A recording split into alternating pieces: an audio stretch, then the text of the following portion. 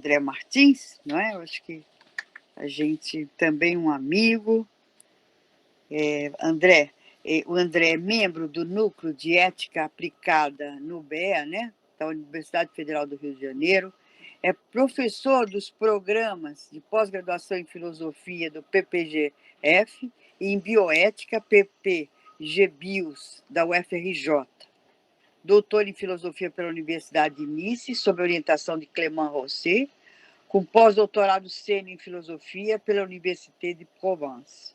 Coordenou o intercâmbio CAPES Coffee Club, intitulado Crises e Anátemas da Modernidade Filosófica, Spinoza-Nietzsche como cismo da metafísica do sujeito, entre as universidades, Universidade Federal do Rio de Janeiro, USP, Unicamp, Université de Paris 10, Nanterre, Reims e Amiens. Organizador dos livros O Mais Potente dos Afetos, Spinoza e Nietzsche, da Martins Fonte, e com Homero Santiago e Luiz César Oliva, né? As Ilusões do Eu, Spinoza e Nietzsche, na edição brasileira, Civilização Brasileira, e autor de uma centena de artigos e capítulos de livros publicados no Brasil, França, Alemanha, Portugal, Hungria, Bélgica e os Estados Unidos. Divulga seu conteúdo autoral em seu canal do YouTube, André Martins Filosofia, e seu perfil do Instagram, André Martins Filosofia. Bom, ele tem um currículo imenso aqui, então ele destacou esses pequenos ainda, um pequeno currículo, não é? Mas, então, um prazer ter você aqui, André. Muito obrigada por sua participação no colóquio. Muito obrigada mesmo. Obrigado. Então, podemos... Eu aqui agradeço a você e ao Gen, né? É um enorme prazer estar no Encontro Nietzsche novamente, com tantos amigos queridos. Então, queria agradecer a Rosa, Vânia, Miguel. Queria agradecer também e dizer que é uma grande honra ter a Scarlett aqui também na sala, né? E, enfim, o trabalho que eu trouxe, né? Eu vou terminar o texto, então eu vou falar de uma ideia, que é uma ideia que tenta retraçar algumas interpretações minhas sobre Nietzsche ao longo do tempo em alguns artigos que eu vou mencionar. Bom, agora, antes disso, eu queria também, assim como Olímpio, né, dedicar, enfim, essa minha fala, não poderia deixar de ser, ao meu também querido amigo Roberto Machado, que está hospitalizado, né, e que foi o grande receptor de Nietzsche no Rio de Janeiro, e que certamente participou da formação da imensa maioria dos estudiosos de Nietzsche aqui do Rio de Janeiro, né? Então, fica aqui a minha homenagem e dedicação a ele nesse momento difícil pelo qual ele está passando. Enfim, então, o título que eu dei, né, Nietzsche, o Sofrimento, enfim, eu pensei em um outro título também possível. Quando eu for terminar o texto, eu vou enfim, escolher qual dos dois, ou um terceiro. Eu pensei assim, Nietzsche e o paradoxo da vitalidade ou da autenticidade. Explico. Aí, na hora de explicar, bom, vou construindo assim oralmente, né? Tá tudo em notas e parágrafos por enquanto. Eu vou ler pequenos trechos do famosíssimo aforismo 370 da Gaia Ciência, o que é o romantismo, quando ele diz, quer dizer, frasezinhas onde ele diz, né? Pergunto em cada caso, foi a fome ou a abundância que aí se fez criadora? Então, a gente já vê Nietzsche explicitando, pelas próprias palavras, um critério de afetivo e filosófico, né, de avaliação, no caso aqui, especificamente nessa frase da arte, mas nesse aforismo inteiro, ele não fala só da arte, né? Foi a fome ou a abundância que aí se fez criadora? Mais adiante, ele fala da vontade de eternizar. E diz, a vontade de eternizar requer igualmente uma interpretação dupla. ela pode vir da gratidão e do amor, mas também pode ser a tirânica vontade de um grave sofredor, de um torturado, que gostaria de dar ao que tem de mais pessoal, que é o seu sofrimento, a idiosincrasia do seu sofrer, o cunho de obrigatória lei e coação, e como se vinga de todas as coisas ao lhes imprimir a imagem de sua tortura. Então, mais uma vez, analogamente imediatamente antes, foi a fome ou abundância que aí se fez criadora. A abundância de vida leva a uma vontade de eternizar que vem, segundo o texto de Nietzsche, da gratidão e do amor. Ou, a segunda interpretação, avaliação, a fome, a carência, e que ele associa a vingança, como ele faz em várias outras, a vingança contra a vida, como ele faz em vários outros trechos, e a tirânica vontade de um grave sofredor, de um torturado.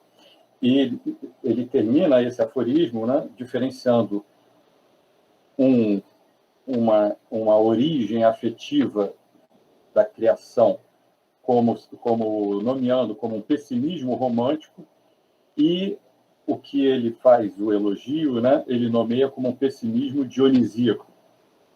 Enfim.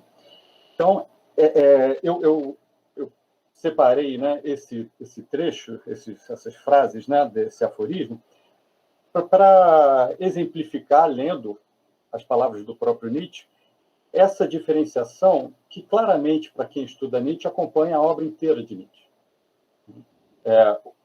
Algo da ordem de uma vitalidade, da força da vida, da abundância de vida, num certo sentido, versus algo da ordem da carência, da reatividade, e do sofrimento e da vingança contra a vida. Ok. Então, o que eu estou chamando de paradoxo? Aí, justamente, como eu não estou lendo um texto, estou costurando parágrafos já escritos e a ideia central, eu não sei se eu vou ser rápido demais ou não. Se eu for rápido demais, também não tem problema. Mas, enfim. Então o que eu estou chamando de paradoxo?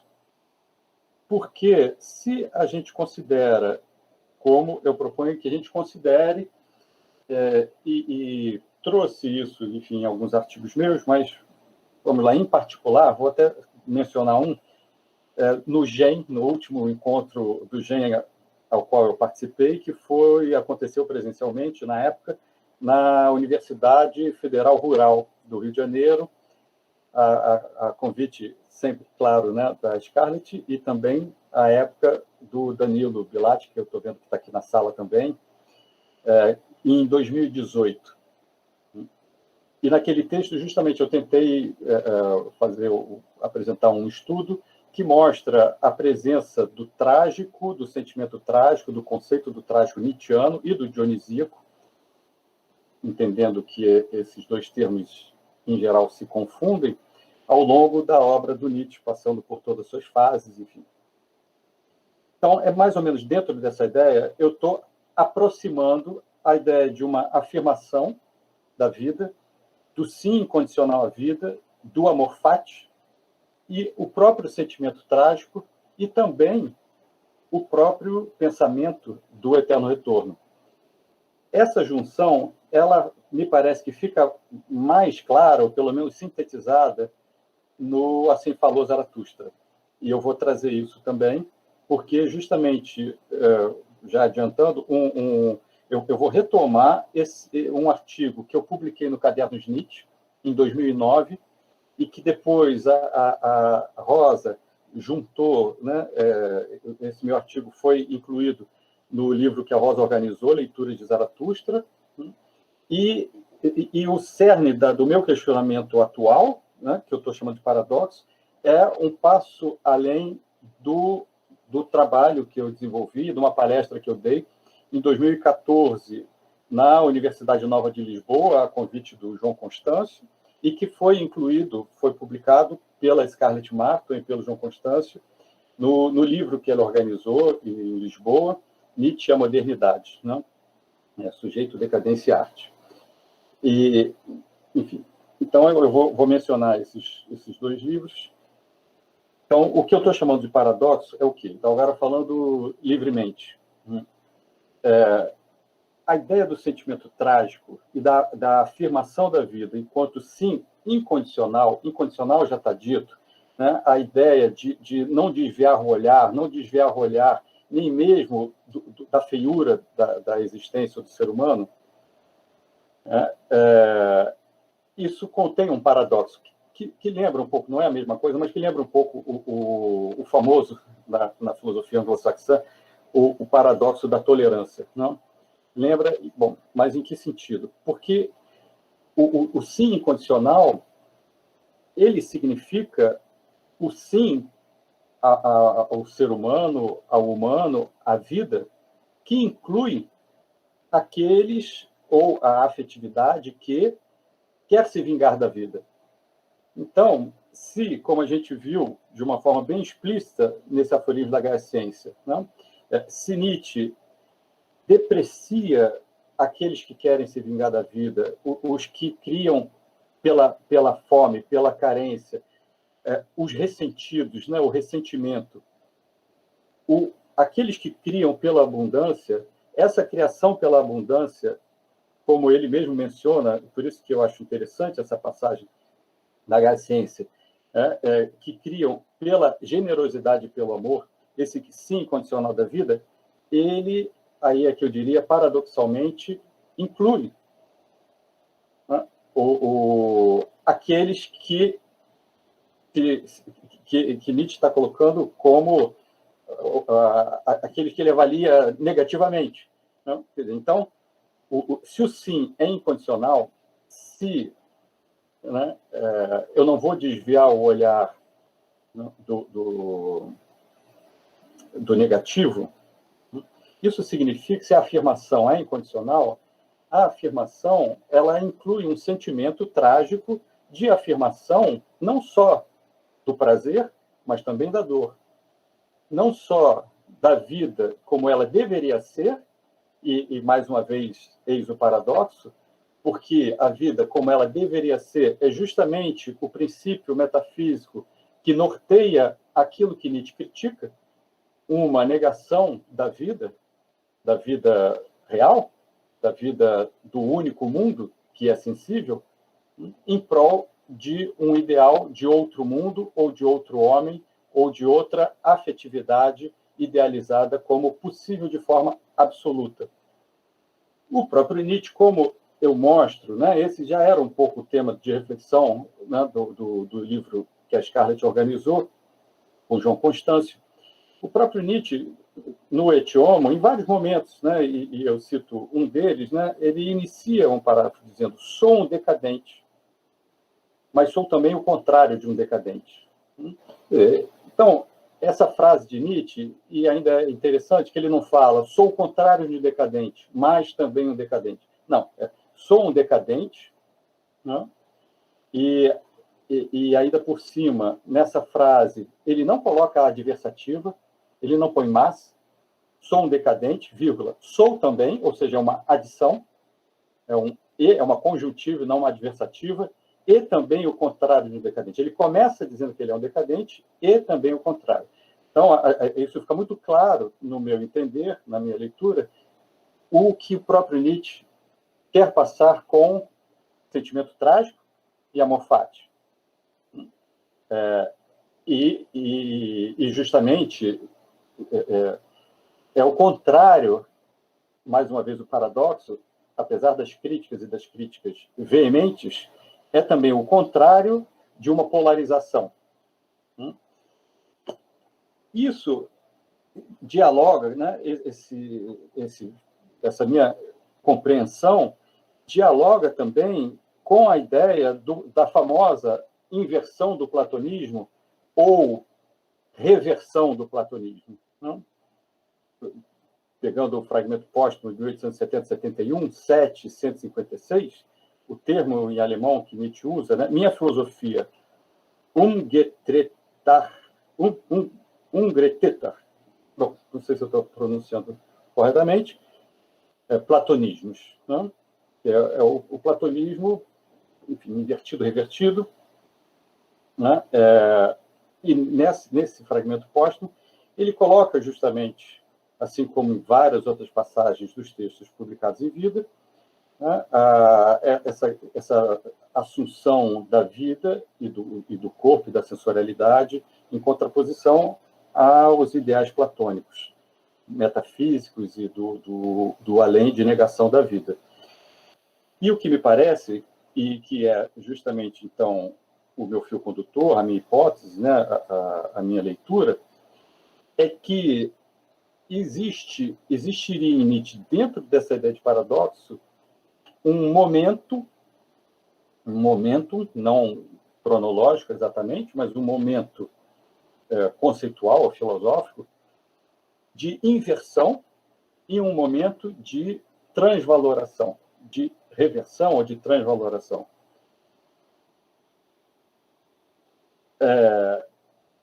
E aí, nesse sentido, é que justamente me parece que... Então, deixa eu só... Me parece que o Assim Falava Zaratustra a gente pode tomar uma passagem do Assim Falava Zaratustra, que é justamente a que eu tomei nesse artigo publicado no Cadernos Nietzsche e depois retomado no livro da Rosa, né? Um artigo que esclarece, ou pelo menos que exemplifica essa interpretação que me vem. Então, antes de passar para o Zaratustra, eu vou, então, tentar sintetizar e retomar o que eu estou chamando justamente de paradoxo. Não? Então, Nietzsche faz um elogio da assunção, da afirmação do sim condicional, do trágico, do amor fati, do amor ao fatum, do trágico, portanto, né, nietzscheanamente não visto como catastrófico propriamente, né, mas sim como um exemplo de amor à vida, como quando ele diz, é isso a vida, quero mais, né? E que se contrapõe claramente ao ressentimento, à negação, à depreciação da vida, né, no prólogo da genealogia da moral, a vontade que se volta contra a vida em prol de um além. Nesse sentido, e até se justamente a gente pensa, para entender melhor o que eu estou chamando de paradoxo, pensa essa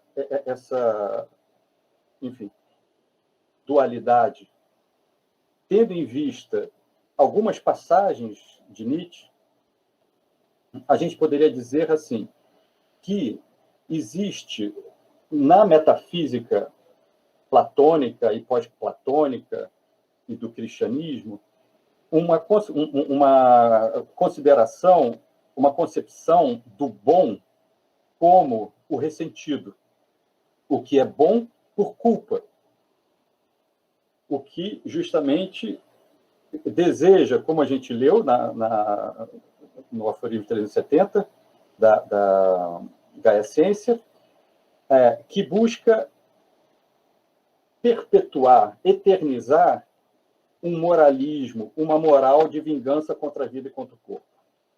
Então, isso seria o aspecto bom metafísico. Né? Bom é aquilo que está fora. Né? E Nietzsche contrapõe a isso o quê? Ok, como a gente viu, essa vitalidade, essa criação pela abundância. Porém, na criação pela abundância, quando Nietzsche dá exemplos, no meu entender, ele fala de dois tipos de personagens ou de dois tipos de afetividade, dessa autenticidade, dessa afirmação do forte, dois tipos que são muito distintos. Então, esse é o argumento, né, que eu acredito que eu esteja, pelo menos na cabeça, aprofundando nesse artigo que está sendo escrito, né, que com todo prazer, né, vou depois entregar para a Vânia, para o Miguel, para a Rosa, para a publicação. Né? Mas nesse sentido, eu vou dar exemplos, que são justamente os exemplos que incomodam, né, quem estuda Nietzsche, que incomodam, que são estranhos. Né? Começa na genealogia da moral, ok, ele fala da ave de rapina, Quando ele fala da ave de rapina e faz um elogio da arte de rapina, associando, abre aspas, aos nobres, aos poderosos, aos senhores, aos donos do poder, né? Primeira dissertação, parágrafo 7, né? Ele diz no parágrafo 11 da Genealogia da Moral, primeira dissertação também, abre aspas, como jubilosos monstros que deixam para trás de si, com ânimo elevado e equilíbrio interior, uma sucessão horrenda de assassínios, violações e torturas. Fecha aspas. É a parte que incomoda. Essa ave de rapina, que na Genealogia da Moral ele descreve assim, por exemplo, num texto publicado em vida, não é nenhum fragmento póstumo, em Para Além do Bem e do Mal, no parágrafo 197, Nietzsche ilustra esse nobre, né, a ave de rapina, como César Borgia.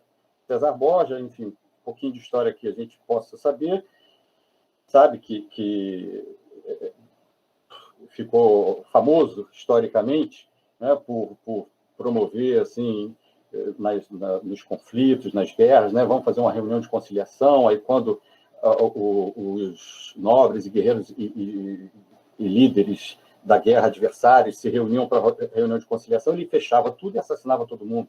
Então, é famoso, né, como um governante particularmente cruel, traiçoeiro, ímpio, etc. Também torturador, enfim. Disse, né, que o príncipe de Maquiavel se referia ao César Borgia. Ok. Então, eu vou citar agora, então, Além do Bem e do Mal, parágrafo 197. Eu estou lendo trechos que eu já havia, né, separado nesse artigo de 2014. Demonstramos profunda incompreensão do animal de rapina e do homem de rapina. César Borgia, por exemplo, ao procurar por algo doentio no âmago desses mais saudáveis monstros e criaturas. Bom, e aí depois, né, ele ainda diz, mas por quê? Né? Em favor dos homens morais, dos medíocres, da moral como pusilanimidade. Né? Um pouco assim, te incomoda eu dizer que César Borgia é a ave de rapina a qual eu menciono na Genealogia da Moral? Você está incomodado porque, de algum modo, você é medíocre e moral ainda, em algum ponto. Enfim. Depois do Crepúsculo dos Ídolos, parágrafo 37, né, Nietzsche volta a citar César Borgia. E ele diz o seguinte, César Borgia, né, pode ser, aí eu vou resumir com as minhas palavras, pode ser, mas está aqui o parágrafo, né, para quem quiser lá depois conferir, que é um parágrafo grande, 37. César Borgia pode ser apresentado como um homem mais elevado, uma espécie de Übermensch, tal como eu faço. Aí ele diz que os modernos se incomodam com isso, né? E ele usa, inclusive, o termo vitalidade, né? Que César Borgia expressa essa vitalidade e ainda diz também, né, que isso incomoda por uma questão moral e de decadência, né? De decadência em francês, né, o conceito que ele vai criar. Bom, então, voltando para o nosso raciocínio, ou seja, quando Nietzsche faz o elogio, aí por isso que eu estou dizendo, da vitalidade e da autenticidade, na minha leitura, claramente se inserem no bojo desses dois termos, ou dessas duas ideias, que podem ser ditas com outros termos, né, vitalidade e autenticidade, dois personagens ou duas afetividades, ou duas forças criadoras muito diferentes. E aí, para resumir a minha leitura, é que eu volto ao Zaratustra. E a gente poderia voltar também ao Nascimento da Tragédia, num certo sentido. No Nascimento da Tragédia, um personagem, digamos, uma forma autêntica que ganha o elogio de Nietzsche seria o herói épico, o herói do Agon, bem que os exemplos do César Borgia não parecem ser nenhum Agon propriamente dito, enfim. Mas, de uma luta entre nós, mas digamos que a gente considere assim. E o segundo personagem do primeiro Nietzsche seria o poeta trágico. Aí a gente reencontra, de alguma forma, esses personagens, e talvez de modo um pouco mais claro, enfim, no famosíssimo prefácio de Assim Falou Zaratustra.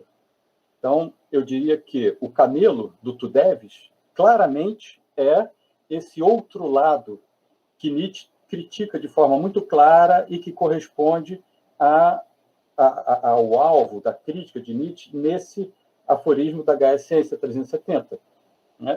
O Tu Deves, é o dever, é o que quer eternizar o seu sofrimento, se vingando contra a vida por falta de vitalidade e falta de autenticidade. Qual é o personagem seguinte? O que diz não, é o rugido, né? O não do leão, que diz não à corcova do dragão. Oh, olha só, falei do dragão. Não vou mencionar o dragão nessa. Que diz não à corcova do camelo. Né? Então, esse segundo personagem eu associo, de alguma forma, ao herói épico, talvez, e, a princípio, a César Borgia, por exemplo. E mais, não esqueçamos que, no aforismo que eu li para vocês, Nietzsche associa César Borgia ao Übermensch. O próprio Nietzsche, num texto publicado em vida. Então, o que eu estou propondo como interpretação é que o não do leão, geralmente é um não é um sim, é um não. É um não e, portanto, há uma reatividade nesse não. Mas esta reatividade do não do leão é de outra qualidade afetiva e de outra origem do que a reatividade da corcova do camelo. É de uma outra natureza do que a do ressentimento. É o não ao ressentimento, mas ainda assim é um não reativo. Ainda assim, quanto não, é reativo. E qual é o último personagem do prólogo do Zaratustra? É justamente o sim da criança. O sim da criança, essa inocência da criança, e que eu associo ao poeta trágico. E aí sim, né, ao amor fati, ao eterno retorno, ao sentimento trágico, ao sim incondicional, à afirmação da vida. Bom, a afirmação da vida certamente inclui o não do leão, né? Inclui o paradoxo. Não? Porque o sim da criança, justamente, ele não é mais exatamente um não ao ressentimento, ou é um não ao ressentimento dentro de si, talvez, mas não é exatamente um não ao ressentido, porque, como diz Nietzsche, sou um decadente, e o contrário de um decadente. Então, o sim da criança é um sim ao ressentimento, sabendo-se, sentindo-se que o ressentimento é um tipo de reatividade particularmente contrário à vitalidade da própria vida. É um ressentimento de um grau de reatividade que é contrário à potência por questões justamente de negação da vida. Enquanto que o não do leão e o próprio César Borgia, enfim, né, seria um não ao ressentimento, porém, ainda com um grau de ressentimento, de niilismo, um outro termo central também nesse paradoxo, de niilismo embutido nesse não, e claramente, enfim, em ações como as de César Borgia. É evidente que César Borgia ele tinha uma serenidade interior só na fantasia de quem olha, né? Não sei se na de Nietzsche, mas é evidente que não. Era uma pessoa que destilava ódio e não, como diz o próprio Nietzsche no aforismo 370, amor e gratidão. Amor e generosidade. Né? Amor e generosidade. Ok. Então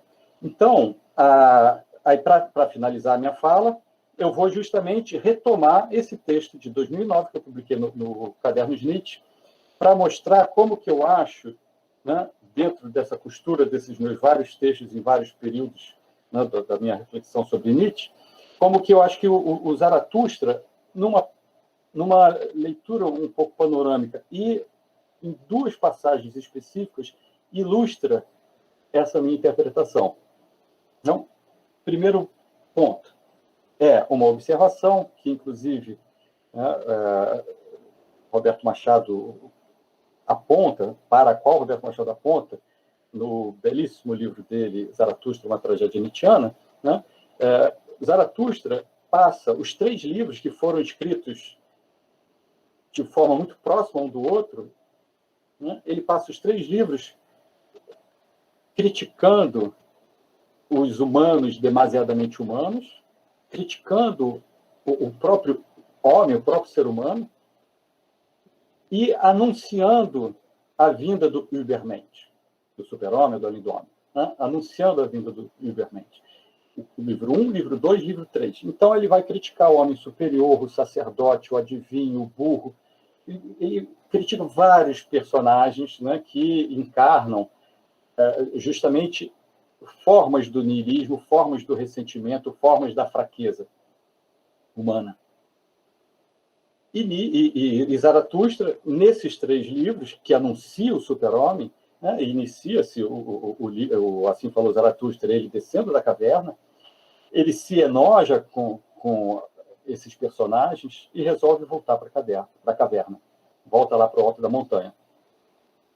Mas o que acontece na passagem do 3 para o 4? Né, do livro 3 para o 4, da parte 3 para a parte 4. Zaratustra ouve um grito de angústia quando ele está lá sozinho de novo, né, enojado, depois de ficar enojado pelos personagens humanos, pela pequenez humana, pelo ressentimento, pela fraqueza. Ele ouve um grito de angústia. E ele resolve descer a caverna novamente escreve Nietzsche, por compaixão. Incomoda ele aquele grito de angústia. E ele vai em busca daqueles personagens que ele desprezava e com os quais se enojou, e vai encontrando um por um. Encontra o homem superior. Poxa, é seu o grito de angústia? Não. Pô, eu ouvi aqui, vou continuar procurando. Mas passa lá em casa. Aí encontra o burro. Foi você? Não. Poxa vida, vou continuar procurando um grito horrível de angústia. Passa lá em casa. Aí encontra o sacerdote, adivinha, encontra os personagens todos. Não é de ninguém o grito de angústia. E Zaratustra, de repente, percebe, é meu. É a minha angústia. E, ao perceber isso, ele sobe a montanha de novo e vai para a sua caverna.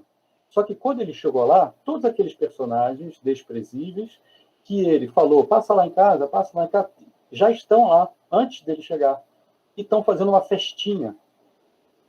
E Zaratustra, quando vê aquela alegria, ele se junta a eles na festa e tem frases engraçadíssimas. Ele diz assim, como me agrada este homem superior. Ele abraça o burro, dançando com o burro. O burro, né, ele faz o ia, ia, em alemão, sim, sim, é o que diz sim para qualquer coisa.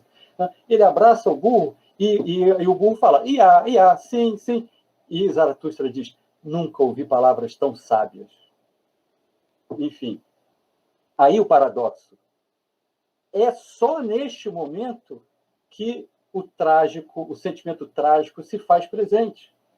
Porque quando ele estava enojado pelos humanos, o sentimento presente era o não do leão. Neste momento, ele consegue sentir, vivenciar, experienciar o amor fati, o sim incondicional, a vida, o não desviar o olhar, nem mesmo da feiura. E isso, nessa minha análise, que aí eu trago para vocês encerro, aparece de uma maneira particularmente interessante, e no meu entender bonita, em 2 cantos, em 2 cânticos. Em 2 cânticos que justamente unem amor fati, eterno retorno e sentimento trágico. Um dos cantos é o canto 3 do capítulo O Outro Canto da Dança, que é um dos últimos capítulos, e a minha interpretação é de que não por acaso, do livro 3, ou seja, do último livro em que Nietzsche anuncia o super-homem, em que Nietzsche diz o não do leão, em que Nietzsche está enojado com o ser humano, com a fraqueza humana. E esse cântico diz o seguinte, ó homem, presta atenção, que diz a meia-noite profunda? Eu dormia, de um sonho profundo acordei. O mundo é profundo, mais profundo do que pensava o dia. profunda é a sua dor. O prazer, mais profundo ainda que o pesar. A dor, diz, passa, mas todo prazer quer a eternidade. Quer a profunda eternidade. Acabou. Esse é o cântico, ok? A gente vai voltar a ele, do outro canto da dança. E é no finzinho do livro 3. No livro 4, que Nietzsche escreveu mais ou menos, ao contrário dos outros 3 que escreveu em bloco, que escreve depois, já um pouco depois, tem dificuldade de publicação e tal. Bom, no livro 4, não há mais o anúncio do super-homem. Ele não anuncia mais o super-homem.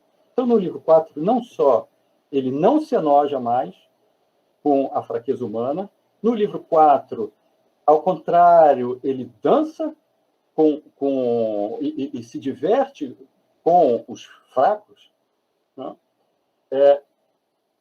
E, assim, na minha interpretação, assume, vivencia o sentimento trágico, não só como uma ideia de futuro e, portanto, ainda, em certo grau, metafísica, um desejo de uma vida outra, não no além, mas sim no futuro, né? E isso aparece na minha leitura. Eu percebi que tem uma passagem curiosa, né? Justamente num capítulo do livro 4, que se chama O Canto Ébrio. E no Canto Ébrio, o 10º canto, por isso que me chamou a atenção, ele é quase idêntico ao terceiro cântico, enfim, do outro canto da dança. Então, justamente por essa semelhança que me chamou a atenção, e eu fui lendo, relendo, né, cotejando com o alemão, e como é o livro 10, o cântico, o 10º cântico, o cântico 10 do Canto Ébrio, do capítulo Canto Ébrio. Então, eu vou ler para vocês. Ó homens superiores, que vos parece? Sou um adivinho, um sonhador, um bêbado, um intérprete de sonhos, um sino de meia-noite? Bom, lá, e aí ele diz... tá. Não, vou ler tudo. Uma gota de orvalho, perfume e vapor de eternidade? Não ouvis? Não sentis o aroma? Meu mundo se tornou perfeito neste instante. Meia-noite é também meio-dia. Olha, na meia-noite, a imagem da dor, é também meio-dia, a imagem do sol apolíneo sem sombras. Não? Os dois momentos sem sombras, um porque tudo é sombra, o outro porque a sombra não se faz. Aí continua Nietzsche. A dor também é um prazer. A maldição também é uma bênção. A noite também é um sol. Ide embora ou aprendereis. Um sábio é também um tolo. Dissestes alguma vez sim a um único prazer? Ó, meus amigos, então dissestes também sim a todo sofrimento. Todas as coisas são encadeadas, emaranhadas, amorosamente enlaçadas. E se um dia quisestes 2 vezes o que houve uma única vez, se algum dia dissestes, tu me agrada a felicidade, vem instante, então quisestes o eterno retorno de todas as coisas. Tudo de novo, eternamente, tudo encadeado, emaranhado, amorosamente enlaçado. Ó, assim amais o mundo. Vós, eternos, né? Lembra os 2 tipos de eternidade? Vós, eternos, o amais eternamente e a todo tempo. E também a dor, dizeis. Passa, mas retorna, pois todo prazer quer a eternidade. Bom, é quase igual, né, ao canto da dança, e eu vou dizer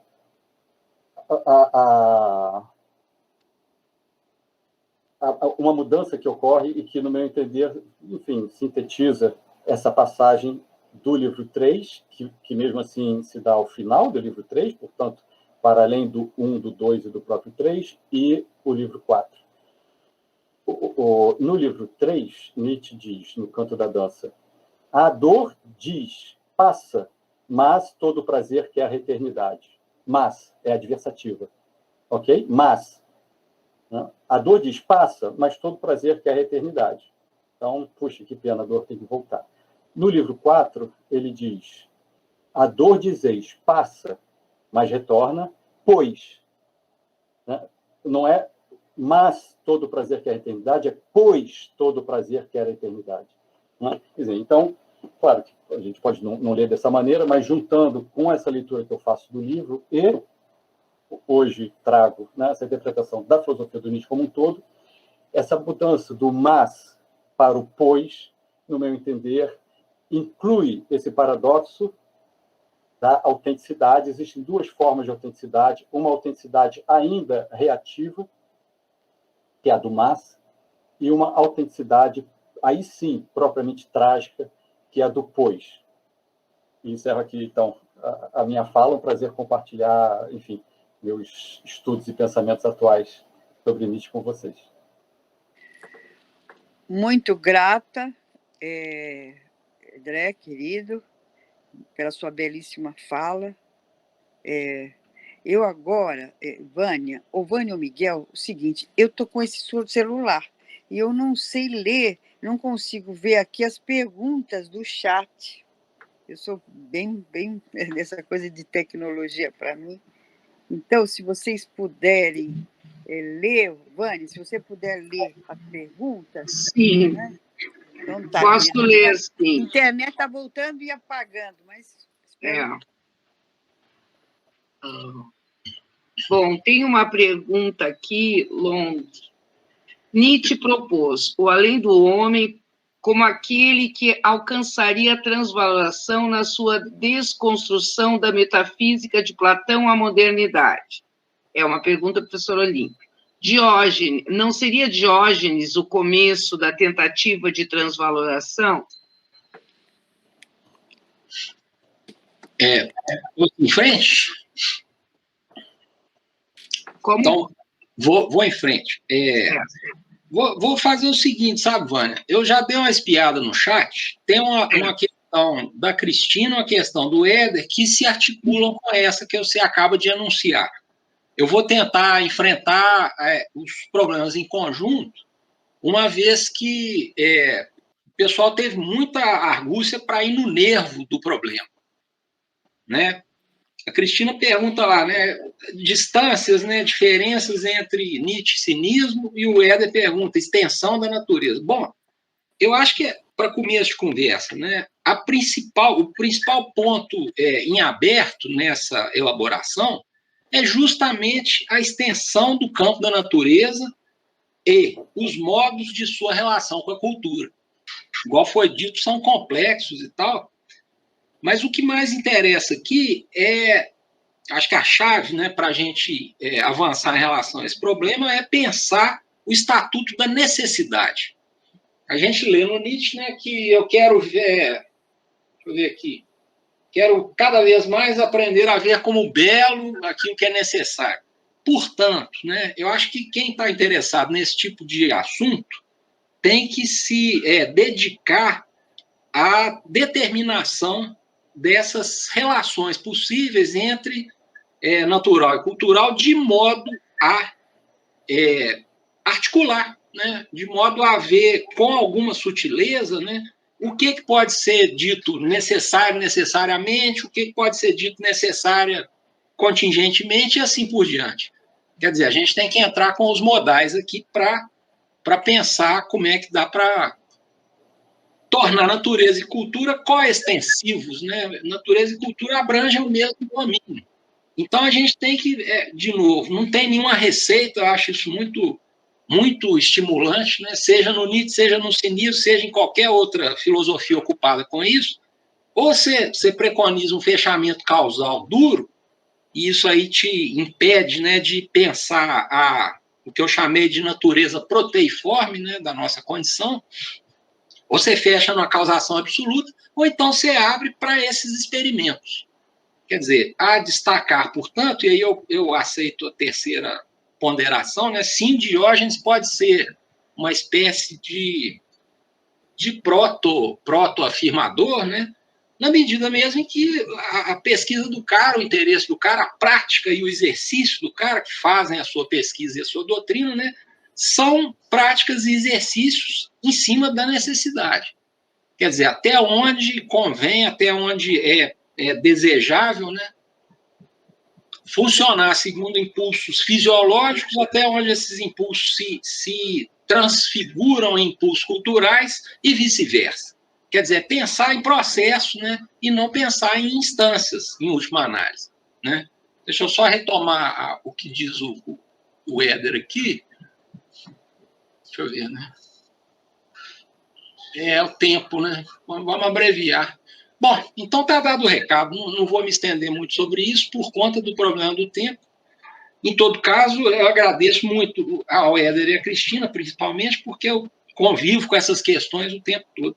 Aí depois, Éder, eu tenho um negócio para te perguntar sobre sua exposição de ontem, mas oportunamente a gente faz isso. Obrigado.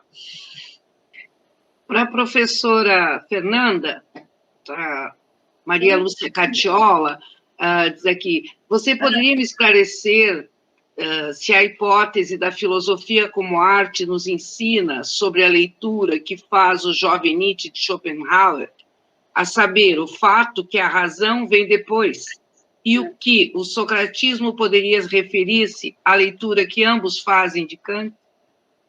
Bem, oi, Lúcia, querida. No meu entender, essa questão sobre a relação de Nietzsche com Schopenhauer, né, é bem interessante. O jovem Nietzsche, né, com Schopenhauer, né, é muito marcante. Eu acho que ele tem a compreensão que ele faz da racionalidade, né, que vem depois, né, a razão vem depois. Quando vem? Né, tem um momento que ele até diz assim, quando ela vem, porque nem sempre ela vem, né, mas a razão vem depois. Então, eu acho e a valorização da intuição, né?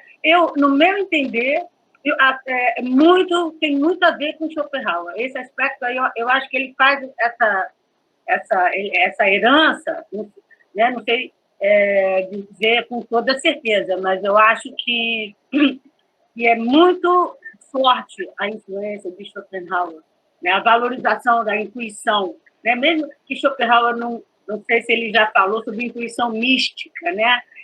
Mas, por exemplo, a noção de pathos, né? O pathos da verdade, o sentimento da verdade, está lá no Schopenhauer, né? E esse é muito interessante. Quando eu vi, tem uma parte no Mundo como Vontade de Representação que o Schopenhauer fala, né, dos tipos de sentimento, né? E aí eu falei, e ele diz, né, o sentimento, até ele dá um exemplo mais ou menos assim, né, que você pode sentir que alguma coisa é verdadeiro, mas não saber explicar por que é verdadeiro. O Schopenhauer fala isso. Então, eu acho que a valorização do sentimento, da intuição, tem muito a ver com o Schopenhauer, no meu entender. E eu vi aqui no chat também que tem uma questão sobre a verdade, né? Então, já para me adiantar aqui, que a questão, a verdade, né? Então, na passagem do Verdade e Mentira, né, no sentido extramoral, tem uma frase que o Nietzsche fala assim, somente por esquecimento pode o homem supor que tem uma verdade, né? Então, tem modos diferentes de pensar a verdade, né? Quando o Nietzsche fala parte da verdade, presente no filósofo arcaico, né, ele está valorizando essa verdade que é intuída. Então, cada um tem uma visão de mundo que surgiu quando, de repente, numa experiência súbita, né, não racional. Então, ele não critica nenhuma. Ele diz que cada filósofo desse tem a sua verdade e pronto. Né? Ele adora todos os filósofos arcaicos. Né? Até Parmênides diz, né, que a gente podia pensar ele vai fazer crítica a Parmênides, Sereno. Não, ele gosta de tudo. Né? Então, no meu entender, ele gosta mais de Heráclito, né? Que é, inclusive, o filósofo mais intuitivo, né, que é considerado por ele. Então, a noção de verdade. Né? Então, o texto, a filosofia, é uma elaboração teórica. Né? A gente está aqui falando a partir de uma série de palavras, né? Uma representação abstrata, como diria Schopenhauer. Né? E nesse mundo da representação, não tem verdade. Né? Não existe verdade. Então, na filosofia, não só existe a especulação. Né? O que é especular? Que é espelho, é reflexão. Né? Então, só existe especulação. Então, não tem verdade. Então, quando fala-se, cada filósofo arcaico tem a sua verdade, ele está valorizando, né, a intuição que cada um teve, a partir da qual cada um construiu um texto, né? E aí, agora, o texto em si, ele não é verdadeiro. E isso é que é interessante, que eu acho que o Nietzsche ensina, através da figura do filósofo arcaico, que o filósofo arcaico ele admite a não-verdade do texto. Ele sabe que o texto é apenas uma transposição metafórica, uma transposição que fala algo que aponta, mas que não é. Então, tem então, a filosofia é textual. A gente está aqui falando um monte de palavras. Cadê a verdade aqui? Não tem. É o paradoxo, né? A questão desse paradoxo. Né? Então, tem algo que a gente sente, intui, mas quando fala, não é. Né? Enfim. Então, agora, esses assuntos é muito interessante. A relação de Nietzsche com Schopenhauer dá pano para manga, né? Professor André Martins, o Danilo faz algumas considerações aqui e sobre Borges, Napoleão e Ubermensch, mas ele lhe pergunta se é possível que você comentasse o fragmento César Romano com a alma de Cristo. O microfone. Isso. Pronto. Sim, claro. Então, antes de mais nada, obrigado, Danilo, pela pergunta. Sua observação faz todo o sentido. E quanto a esse fragmento, respondendo realmente sinteticamente, inclusive porque eu gostaria de responder também sinteticamente a outras perguntas que o pessoal está me mandando, né, pelo YouTube. Eu diria assim, Danilo, que o César Borja, com a alma de Cristo, eu interpretaria como uma tentativa do próprio Nietzsche de juntar essa exuberância de potência que ele percebe em figuras reativas, eu acrescentaria reativas, como você mesmo citou, César Borja, Napoleão, de juntar essa potência quando ele fala, né, com a alma de Cristo, eu entendo assim, com a força também do poeta trágico, né, com essa força da inocência da criança. Então, essa força do não do leão, de alguma forma, unir a inocência da criança. E o que eu acho interessante, justamente, é que é claro que a gente pode interpretar que o Ubermensch seria essa união, ou seria o sim da criança, mas isso não corresponde ao texto de Nietzsche. Quer dizer, como união, sim, somente ao sim da criança não corresponde, porque o sim da criança e o poeta trágico não são da mesma categoria afetiva ou criadora de um César Borja ou de um Napoleão. Então, eu entendo que esse aforismo, num certo sentido, eu puxaria assim como, de alguma forma, confirmando a minha interpretação, ou pelo menos se juntando à minha interpretação, que mostra como Nietzsche sente essa atração pelo herói épico, mas que ele entende que o poeta trágico vai além. Então, é como se fosse assumir o poeta trágico, resgatando isso que ele admirava tanto, que é essa potência, né, mais agônica do César Romano, enfim, ou do herói épico. Ok, Danilo? Isso é uma breve reflexão. Vânia? Opa, legal, Danilo. Eu posso já emendar nas perguntinhas do... Sim, porque aí a gente sintetiza. Sim, né? Se você puder uma resposta abrangente, seria boa. Isso, né? Olha, Carlos Eduardo da Silva Pereira dos Santos, né, pergunta, né, a falta de hierarquia ou primazia entre os impulsos, instintos e a razão seria uma perspectiva possível para o Ubermensch, né, para o além do homem? Então, aí a questão é, o que a gente está entendendo como Ubermensch, né, como além do homem? Nessa minha leitura, né, sim, a falta de hierarquia entre os impulsos e instintos, e aí a gente estaria falando da passionalidade, inclusive, e, portanto, da reatividade, e da razão, só que a razão também é problemática, né? Porque que razão, como a Fernanda mostrou na fala dela, a razão socrática, né? Ou uma filosofia da criação, quer dizer, é a abundância de vida, ou, pegando, né, juntando a fala da Fernanda com o aforismo que eu li, que é o romantismo, 370 da Essência, o que está na origem criadora de cada filosofia, a abundância de vida ou a carência, a fraqueza, a fome, não? Quer dizer, então, se a gente entende o Ubermensch como essa abundância, mas uma abundância ainda reativa, eu diria que sim, trata-se dessa falta de hierarquia. Quando a gente vai pensar o poeta trágico, ou o sim da criança, ou esse artista cuja pulsão é a criadora, né? Aí acho que a gente teria que pensar um pouco mais, justamente, né? Essa razão artística, essa razão criadora, teria que, de alguma maneira, redefinir todos os conceitos da equação. Ok? Bom, para responder rápido, eu acho que eu diria isso. Aldo Tavares pergunta, né? O que Nietzsche pensa sobre o paradoxo? Eu poderia dizer mais qual a relação entre paradoxo, inversão e reversão do platonismo? Não, então, o que eu quis dizer assim, eu não sei o que Nietzsche pensa sobre a questão específica do paradoxo usando esse termo, teria que ver em que momentos ele usaria esse termo e qual o termo em alemão. E também até a reincidência dele e tudo mais. Eu usei paradoxo no sentido do dicionário, né? Eu estou percebendo esse paradoxo. O sim engloba ele abraçar o burro falar ia, sim, sim, sim, e o Zaratustra falar, nossa, eu nunca ouvi palavras tão sábias. Né? E o Zaratustra abraçar o homem superior e falar, como me agrada este homem superior. Quer dizer, então, tudo aquilo que enojava, agora não está mais fazendo mal a Zaratustra. Né? Então, esse é o paradoxo, no sentido do termo mesmo. Aí, quando você me pergunta qual a relação com inversão e reversão do platonismo, talvez eu não tenha fechado, né? Isso está no meu roteiro do artigo, né? Porque, justamente, o não do leão, essa segunda etapa, ou esta primeira etapa da vitalidade, eu diria que é a inversão do platonismo. Vamos mudar os sinais. Né? O que a metafísica nega, eu agora vou valorizar, só que ainda existe uma polarização. A reversão do platonismo, ou a transvaloração do platonismo, né? E aí não adianta olhar o termo em alemão, que eu li para vocês o termo em alemão, depende de como a gente interpreta, né? No contexto, o Ungetreta. Né? Aí, nessa segunda etapa de afirmação, aí seria a transvaloração de todos os valores, seria uma reversão do platonismo e não uma troca de sinais.